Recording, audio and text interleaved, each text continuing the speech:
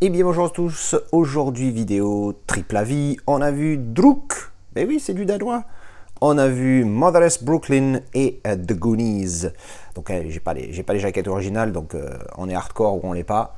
Moi je vous montre les titres originaux. Alors là pour le coup, 3 films, on est du lourd. On a du lourd, on a même du très bon, on a du lourd et du très bon, et on a un 4K et 2 Blu-ray.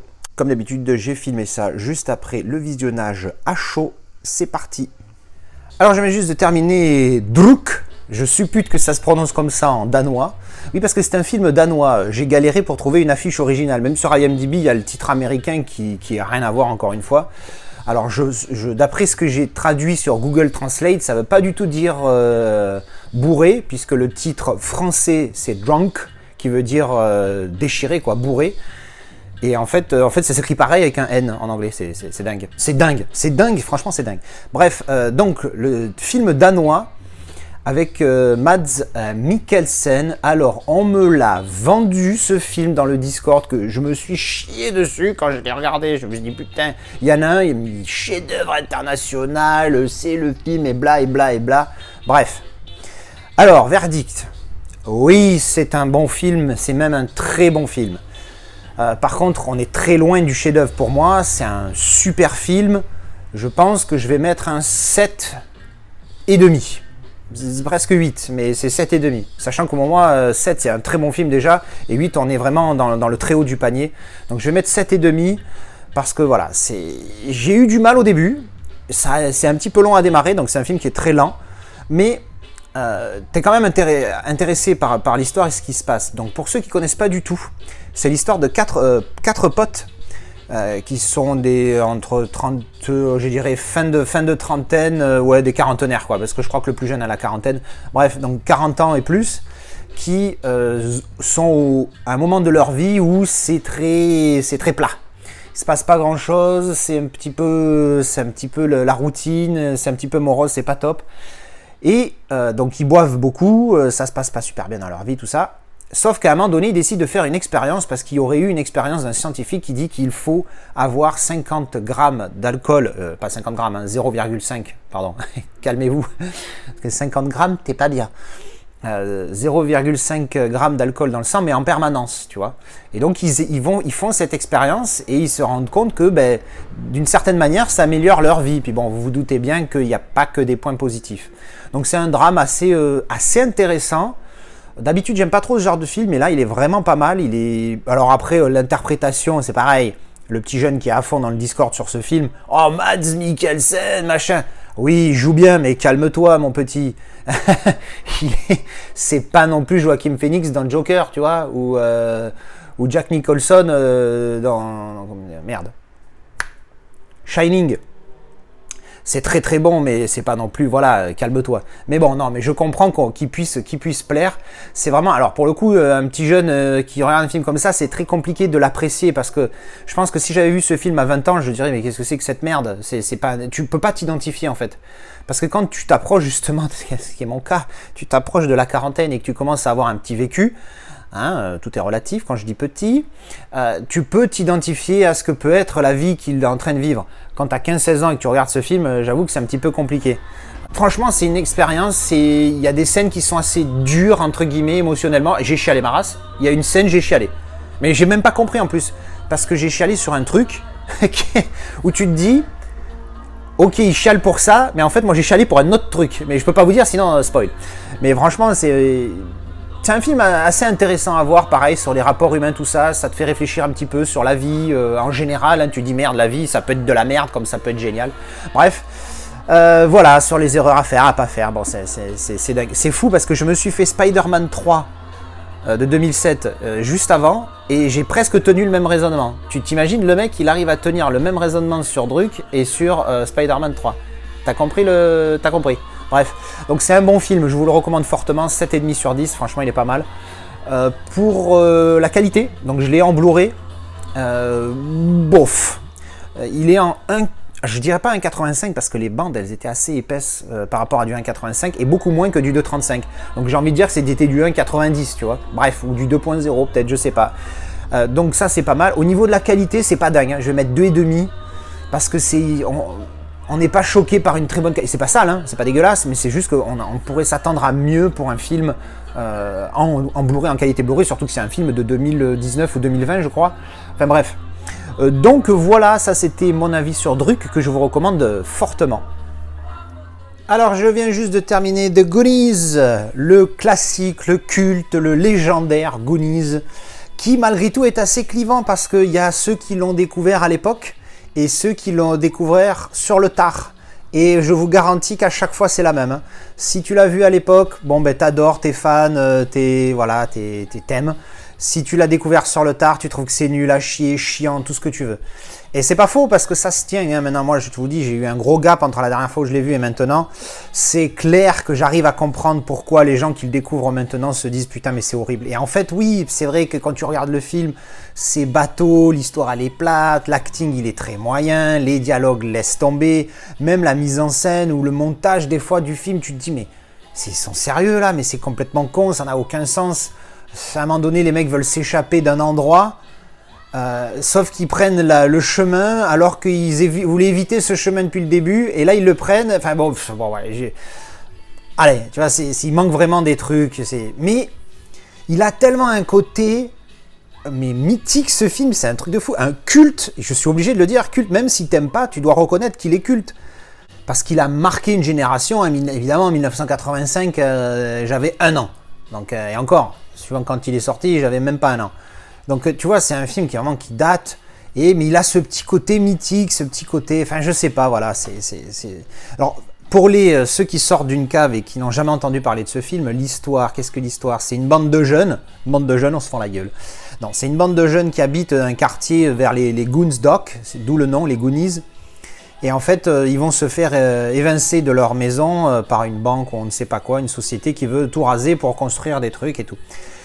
Et donc c'est leur dernier jour, dernier week-end dans la baraque, sauf que ils visitent un petit peu le grenier du père de l'acteur principal, qui est celui qui joue Sam dans Lord of the Rings, parce qu'il y a plein d'acteurs là, tu te dis ah ouais merde lui, c'est comme le grand frère.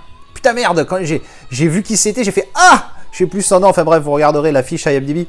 Bref, et oui, donc ils sont dans la maison de l'acteur principal, Mikey, le personnage s'appelle Mikey, et ils vont dans le grenier et ils trouvent une vieille carte qui mènerait vers un trésor. Alors évidemment, ils disent oui, mais c'est pas vrai, machin. Ils arrivent à s'enfuir de la surveillance du grand frère et finalement, ils partent à la recherche de ce trésor. Alors évidemment, il y a des péripéties, des machins. Ils tombent sur les Fratelli. Quand j'avais fait le déballage, il y a un poster des Fratelli, une image du journal des Fratelli. Les Fratelli, c'est les méchants qui veulent cambrioler des banques et au final, ils les pourchassent eux parce qu'ils ont trouvé leur cachet, tout ça. Bah, bref, plein de petites péripéties, mais c'est d'un bateau.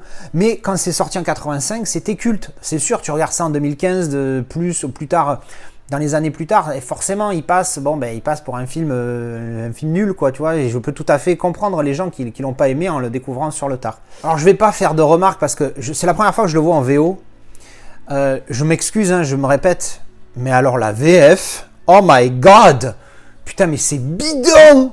Parce qu'évidemment, pour me rappeler un petit peu des souvenirs d'avant, j'ai switché en VF à un moment donné. Oh, mais c'est nul! Et puis alors les noms! Lui là, le fameux, son nom c'est Sloth. S-L-O-T-H. Pas Sinoc! Qu'est-ce que ça veut dire Sinoc? C'est n'importe quoi! Lui là, Choco! Mais c'est pas Choco son nom, c'est Chunk. C-H-U-N-K, ça veut dire que c'est un morceau de quelque chose parce qu'il est un petit peu fat, il est un petit peu gros, c'est pour ça qu'il s'appelle Chunk.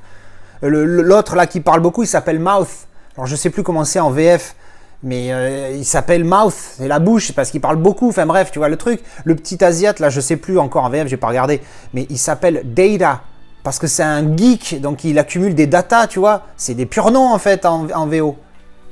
Bon allez, autant pour moi, Data, il s'appelle Data aussi en français. Mais en tout cas, les deux autres, non. Enfin bref, voilà. C'est ça qui m'énerve, c'est ce changement. Enfin, putain, mais vive la VO, bordel. Bref.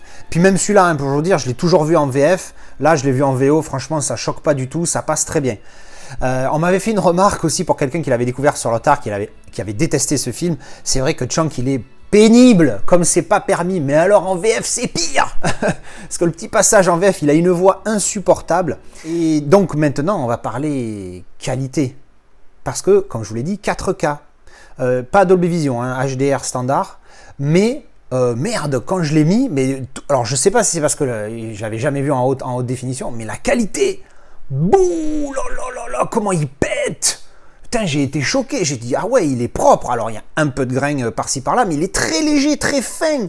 Il est vraiment pas agressif du tout, comme j'ai pu voir, je sais plus quel film j'ai regardé hier. Ah oui, c'était les Spider-Man, où là, il était vraiment un chiant. Mais là, franchement, il est passé, mais crème. Donc, je me dis, ils ont dû faire un boulot de fou sur ce film, parce que franchement, je l'ai trouvé superbe. Au niveau du piqué, un truc de fou, il est net, précis, tout ce que tu veux. Le HDR bosse bien, encore une fois, on est vraiment dedans, quoi. Donc, agréablement surpris, je vais mettre un solide 4, limite 4,5, mais peut-être que je m'enflamme un peu parce que je m'attendais vraiment à de la merde, sachant que c'est un 35 mm, un vieux film et tout. Je vais faire le comparatif et ça va me donner peut-être une meilleure idée. Comme d'habitude, on va mettre le Blu-ray et voir tout de suite le comparo. Alors, je viens de faire le comparatif, je vous jure, il m'a pas fallu longtemps. 2-3 petits tests. Les gars, jamais j'ai vu un écart aussi dingue entre un Blu-ray et un Blu-ray 4K. Impressionnant. Je l'avais trouvé bon, mais là j'ai envie de monter à 4,5 pour le coup, parce que le travail qui a été fait, mais c'est la folie. Oh, le Blu-ray, il est dégueulasse. Il y a des fois, tu as des scènes, alors là, le chapitre 2, tu as la caméra qui balaye sur la ville avant de pointer sur la maison des Goonies. Et non mais c'est flou. C'est flou, on dirait un DVD. Tu mets le 4K, il est nickel. Bon, évidemment, ça fait ressortir le grain. Mais c'est normal que tu ne le vois pas, le grain, sur le Blu-ray, parce que c'est tellement flou que le grain, il est mixé, quoi, avec l'image. Donc, on ne le voit pas. Bon, là là, mais c'est une folie. Et le Blu-ray, il est vraiment moyen, pour le coup. Hein, j'ai envie de... Il n'est pas dégueulasse, il est évidemment regardable. Je vais mettre 2. Parce que j'ai jamais mis moins que 2 pour le moment. Mais quand même, là, c'est chaud parce qu'il n'est pas terrible. Hein. 2, allez, 2,5, ce serait trop gentil. Je mets 2, voilà, 2 sur 5.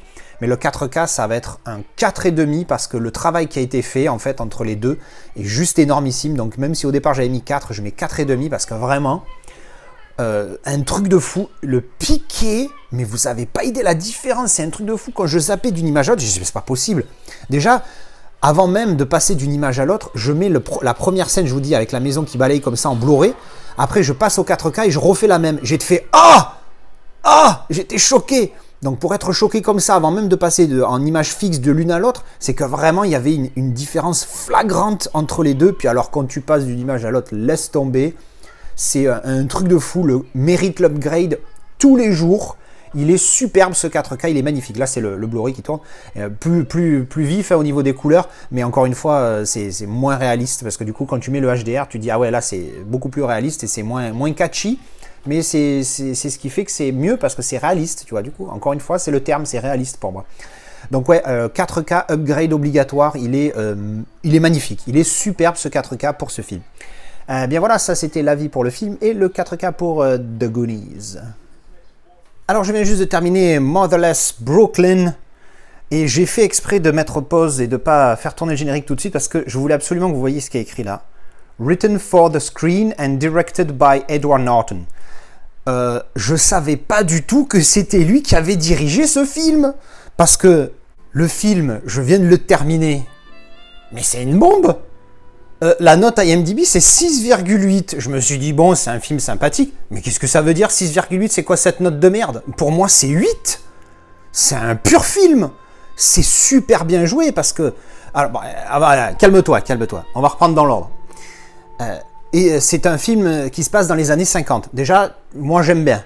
L'atmosphère jazzy, années 50, chapeau, classe quand t'es habillé. Je suis ultra fan. Au début, je pensais que c'était un film de gangster, mais en fait, pas du tout. Enfin, pas tout à fait. Donc, en fait, Edward Norton, il travaille dans un truc de détective ou je ne sais trop quoi. Et en fait, son ami et patron se fait tuer. Pas un spoil, hein, c'est le début du film. C'est d'ailleurs, c'est le synopsis du film aussi. Et donc, en fait, lui, il a le syndrome de Tourette. Ce qui fait qu'il est en train de parler, puis d'un coup, il est là, nique ta mère la pute. Il sort des trucs, ça n'a aucun sens. Tu vois, if, il est de langue en train de dire if. Ça veut dire si, pour les tâches en anglais. Et en fait, donc il est un petit peu, donc c'est assez rigolo, enfin rigolo, c'est assez intéressant de voir un personnage qui a ce syndrome-là dans un film. Et alors écoute, j'ai pas vécu avec des gens qui l'ont, j'allais dire malheureusement, pas dans la façon de parler, mais en fait tant mieux, ça veut dire que j'ai pas rencontré des gens qui avaient cette maladie. Bref, j'ai vu quelques reportages, par contre c'est chaud du slip, tu vois, de vivre avec ça. Et c'est plutôt pas mal bien joué par Edward Norton. C'est un putain d'acteur ce mec, ça on le savait, hein. Tous ceux qui aiment Fight Club, ils le trouvent génial, et à juste titre. Il y a aussi American History X, bien sûr. Enfin bref, voilà. Il est génial dans ce film. Le film est une bombe. Il y a une pléiade d'acteurs assez mignons. Edward Norton, Bruce Willis, Alec Baldwin, William Dafoe et la jeune fille qui est une bombe. Je crois que c'est elle, Gugu machin là. Attends, fais voir le nom. Voilà. Gugu Batha Raw. Donc je sais pas comment ça se prononce exactement. Je sais pas de quelle origine c'est. On s'en branle. En tout cas, elle est super jolie, joue très bien. Mais voilà, enfin bref. Mais le film est génial, l'histoire est top, en plus je te dis, tu es dans cette atmosphère, ça se passe dans les années 50, tu vois, classe, chapeau, moi j'aime bien le chapeau, classe, tu vois, costard et tout, en mode, tu vois, c'était, à l'époque il y avait des enculés, mais c'est des enculés qui avaient la classe, voilà, pour le dire d'une manière un petit peu différente, bref. Donc ouais, je me suis régalé, hein, au cas où vous n'auriez pas compris. La musique, à un moment donné, il se retrouve dans un jazz bar. Alors je sais pas si vous l'avez entendu cette vidéo-là, mais je crois que je l'ai dit une ou deux fois, où je suis assez amateur de jazz, hein. J'y connais une pipe, j'y connais pas de nom, mais j'adore la musique, c'est une musique qui est vraiment très... C'est quelque chose qui pourrait vraiment me passionner à fond, tu vois. Bref, et donc il y a cette ambiance, de toute façon vous entendez la musique du générique. On est dans le délire, tu vois. Et là, moi, je suis à fond de 12, donc c'est clair que ça aide pour apprécier le film. Et puis, alors, le titre français, je m'excuse, comme d'habitude, mais alors, en français, ils l'ont appelé, qu'est-ce que c'est Brooklyn Affair. Non, mais les mecs, on est tellement cons que nous, on peut pas... il faut toujours des tricks, c'est comme very bad machin. Alors, c'est very bad trip, very bad cop, very bad machin, very bad truc. Là, il faut que ça... Affaire, machin, affaire, truc, affaire, machin, bidure, l'affaire Pélican, nanana. Oh! À chaque fois, c'est des titres qui n'ont rien à voir. Pelican Brief pour l'affaire Pélican. Ben non, Brief, c'est la briefcase, tu vois, Pelican Brief. Motherless Brooklyn.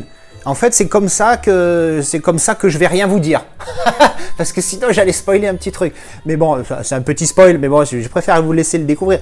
Enfin, la raison pour laquelle le film s'appelle comme ça, merde. Bon, bref. Donc, le film est une bombe. Je me suis régalé. Ah oui, c'est vrai, de la manière dont j'en parle, on dirait un 9 ou un 10. Mais non, c'est que un 8, mais vous savez que je note sévère et c'est un très bon 8, c'est un très bon 8, c'est super bien joué, l'histoire est géniale, il a un chouïa long, il fait 2h15, 2h20, je sais plus, mais ça va, ça passe, franchement, ça passe. Le début, t'as une petite longueur ou nette, mais à partir de la première moitié du film, même le premier tiers du film, après t'es dedans et tu décroches plus jusqu'à la fin. Franchement, c'est génial, quoi. J'adore ce film. Voilà, c'est dit. On va parler un petit peu de la qualité, parce que je l'ai en Blu-ray. Très bon. Je vais mettre un bon 3,5, hein, un bon 3,5 pour du Blu-ray, même 4, hein, ça flirte avec le 4. Non, 3,5, parce que je suis un mec sévère, rappelez-vous. Donc 3,5, mais voilà, c'est très bon. Plus 1,85,1. D'ailleurs, on va mettre la note tout de suite, là, hop, 8, clac, ça c'est fait.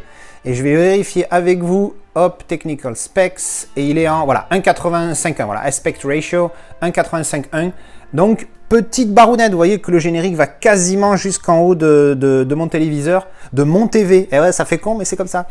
Et donc voilà, en 1,85,1, vous voyez, il a été masterisé en 2K et filmé en Ariro 3,4K source format.